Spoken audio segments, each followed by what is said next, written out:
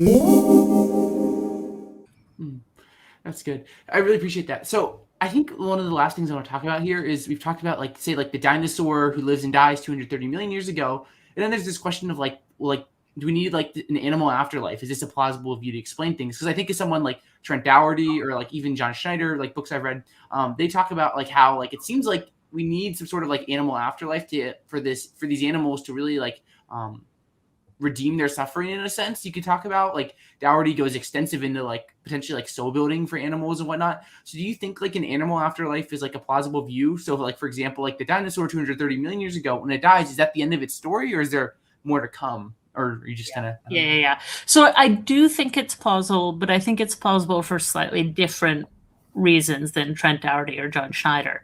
And I think where we slightly disagree is that they want to say this is needed as a sort of compensation for the suffering that was experienced. I have two problems with that. The first is that suffering really only happens when you have fairly advanced consciousness. So I'm not sure that we could look at a lot of the animals and a lot of the creatures that lived and say that they had suffering per se, but rather that they, felt pain in various ways. Yes. But, so one, I think that limits the pool of recipients of redemption, sadly, like, is there going to be no worms? Like, that would be too bad, or will there be no insects? That would be too bad.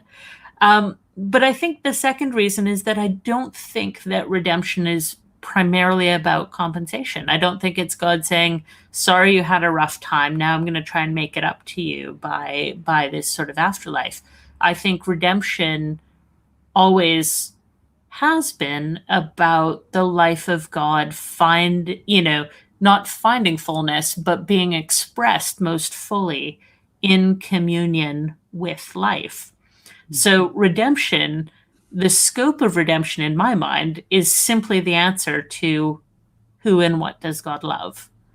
So if God loves every creature, and I do believe that God loves that dinosaur, then I think that dinosaur has a place in the redeemed creation, just as that amoeba and that worm and that, Now that raises questions about, well, how are all these things going to live together?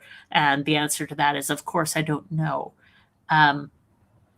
But I think that there are ways to work things out. I don't know if you want to get into the weeds there, but yeah, I mean, we have a little bit of time. So something I was thinking about as you were talking, Bethany, is so we talked about like potentially like this dinosaur, maybe partaking in the eschaton or whatnot. So we have this question that I've been thinking of, like, so do you think like so someone like Dougherty or Schneider, they're going to say that like God, in a sense, for the benefit of the creature, like he has maybe I don't know if they call it an obligation, but he would in a sense like have to or would like resurrect like every like creature or like creatures that can like experience suffering to like justify in a sense their suffering. Do you think that God has to do that like to like redeem their suffering, or is it potentially like you can think about like Rose Fawn or the dinosaur we've been talking about, like does God have to like bring them into like another like life or whatnot?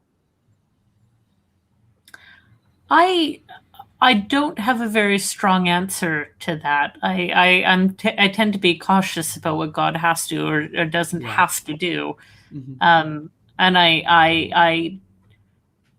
it's an interesting question in the sense of, I think, what are the obligations of love? So if we're saying God is defined by being love, then God will do whatever is loving, regardless of whether God has to.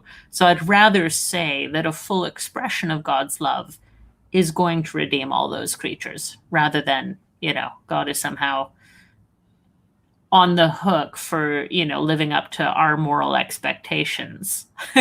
Yeah. I'm sure somebody will get mad at me for saying that, but, so my confidence is not in what God is morally obligated to do. My confidence is in God's unlimited love. Yeah.